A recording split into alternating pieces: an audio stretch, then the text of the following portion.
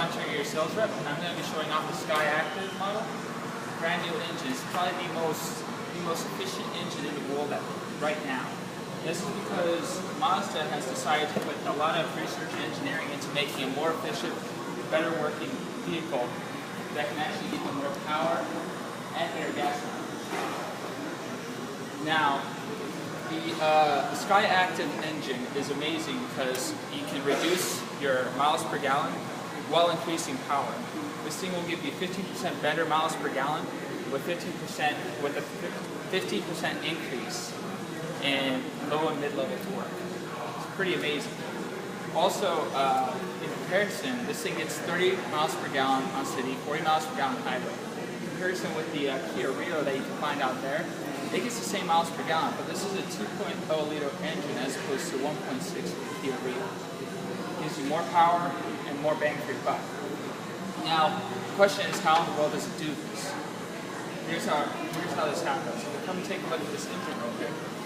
First off, it's got what we call a gas direct injection engine. Now, you'll find that everywhere. They're all over the place. Kia has them, everybody has them. But this one is rather unique. First off, the gas direct injection engine fires the gasoline directly into the combustion chamber. This engine does it a little bit differently though. In all the other engines, it fires a single stream of fuel into the engine. What this one does is it has multiple holes, so it shoots the stream more of a dispersal pattern. This does two things. First off, it mixes with the air a heck of a lot better. And second off, it cools the engine down a little bit. And this is important because in order to get the compression ratio that it has, which is a 12-to-1 compression ratio, which will increase to a 13-to-1 in later models, in order to get that compression ratio with regular unleaded fuel, you have to cool down the engine. The heat of the engine makes it so the compression ratio can't be as high as it really should be. As it is, the way it injects the fuel cools down the engine, gives it a better compression ratio. Also, you've got the pistons that have a different design in them. It looks kind of like a crater, kind of like a volcano in a way.